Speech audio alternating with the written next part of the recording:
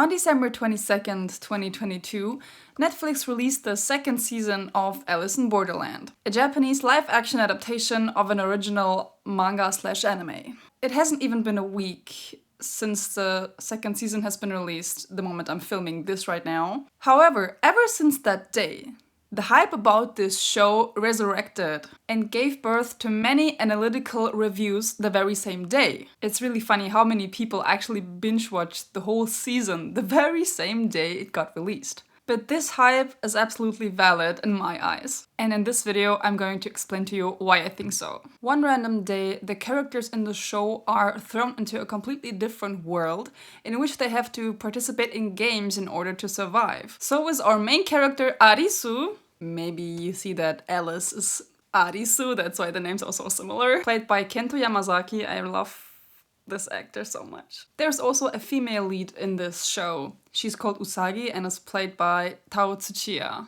If you're familiar with Japanese dramas, you may have seen these two quite a bit. But there are many other amazing characters in this show. The first season was released in 2020, so even before Squid Game actually came out. But for some reason, Alice in Borderland didn't get the same hype as Squid Game did. And many fans of Alice in Borderland cannot really fathom the reason why this is. At first glance, these two shows are actually very similar. And in fact, when it comes to general concepts and ideas, there are a great many parallels. Most obviously, the games themselves, the games which are based on life or death. Both shows have male protagonists with similar emotional and moral attitudes, for the most part at least. Motives of survival and losing someone close to you, the mystery of those or that which is standing behind those games, and the great motives of giving up versus perseverance. But after a while, especially after watching season 2 of Alice in Borderland, you see that these two are actually not the same, despite all the similarities. So in this video, I'm going to focus on those differences that fuel my bias for Alice in Borderland. And please keep in mind that this is obviously a personal statement. Why Alice in Borderland is better than Squid Game. Number 1 on my list is the extent of the venue, or shall I say the playground. In Squid Game, this is a specific place in real time and space, whereas in Alice in Borderland, it is a completely different parallel world. At first it seems that maybe it's just the city. Then it seems that maybe it's the whole country. Then it seems that maybe it's a totally different world. This makes it a lot more interesting in terms of locations as well. So if you are a fan of isekai, this is a really big plus. It also means that the filmmakers had the chance to be more creative making these games. And it obviously influences the consequences. So the dimension of the games in Squid Game is somehow different than it is in Alice in Borderland, naturally. Which leads me to my number 2. The games are more interesting and intriguing, very clever and very thought through in Alice in Borderland. If you remember in Squid Game, most of the games were really simple because they were child's play, or games children usually do play. Whereas in Alice in Borderland, your brain is thinking, your brain is actually in the process of a mystery, of almost like a detective story, trying to solve a really difficult case. Not all games were actually really difficult, but especially the mind games were really, really tricky and really, really intriguing. And to me, some of the games really had an wow effect at the end. And also, the games themselves become a mystery by virtue of the fact that, after all, there is no higher force that is invincible, since there are players who become game masters and can die just the same. So again, here the extent of the consequences and the dimension of the consequences are totally different. And also, the mystery is a bit bigger in terms of there is no defined beginning or end to the world they are in. And since they are all forced in Alice in Borderland to participate in the games and to live in this world, since they don't have a majority vote that can make them stop these games, and they don't even have anything to win. Like in Squid Game, they can win money, that's the motivation, but for Alice in Borderland, it's just surviving because you don't have another option, which gives rise to other ideas and ways and tricks and focuses. My number 3 are the characters. Squid Game has some amazing characters, I must say, and even similar relationship situations. Maybe you can recall that parallel string there.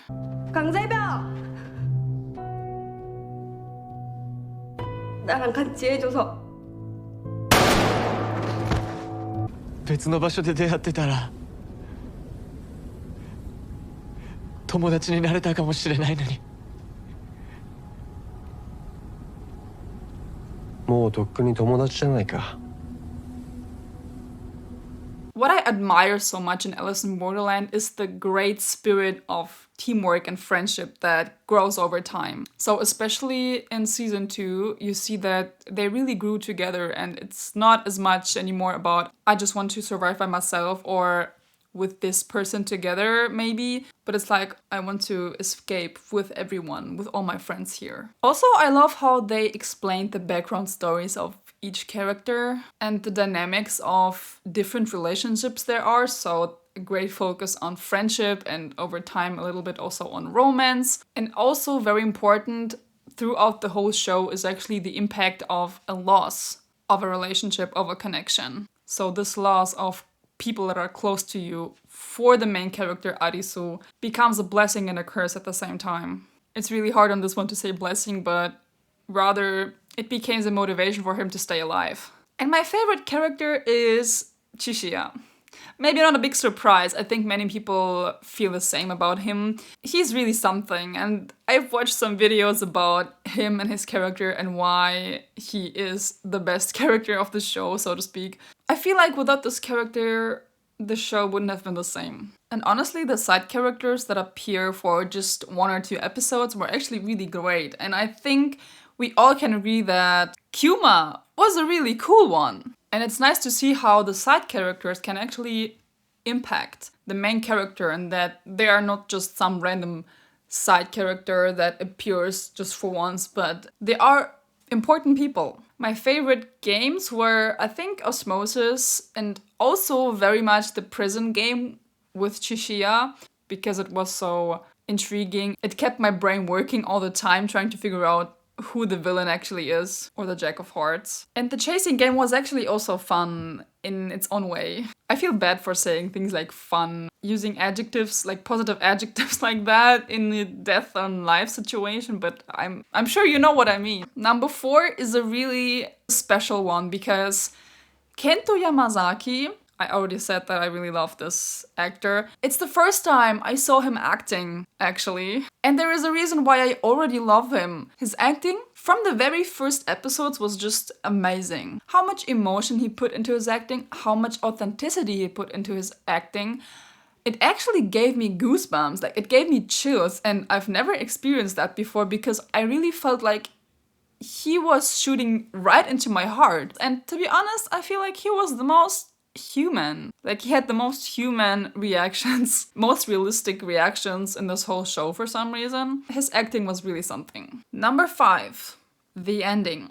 I know the ending was not the greatest for many people, and to be honest, I'm not as thrilled, in a positive sense about the ending as well, even though I'm more positive than negative towards it. However, I think that the ending, I've never seen an ending that gave me so much of a what the hell moment, of a what the hell experience than in Alice in Borderland. The ending of Alice in Borderland second season is actually the definition of a mindfuck. For some reason, even though we all have speculated, I have not expected something like that ever. That this is gonna be the ending, that this is actually gonna be it. But I mean, the filmmakers made it a bit complicated for us. Now there are speculations whether they're gonna have another sequel or maybe a prequel. But for now, we have to process Alice in Borderland 2. The behind the scenes videos are amazing. Like how much effort they put into filming this and how much the actors actually did by themselves, like all the stunts as well. My biggest respect goes to that. But this was my list of the reasons why, for me personally, Alice in Borderland is better than Squid Game.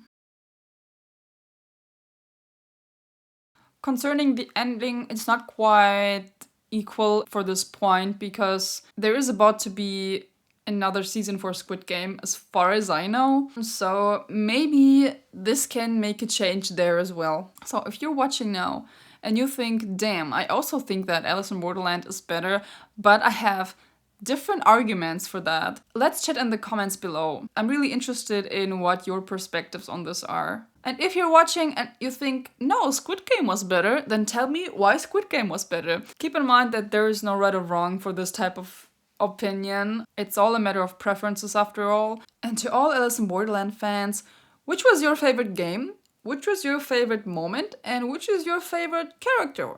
If you like this video, don't forget to give it a thumbs up, share with your friends, and subscribe if you want to support this channel. I'll go and watch some more behind the scenes videos now. And I hope you have a great day, and hopefully we see each other in my next video. Bye bye!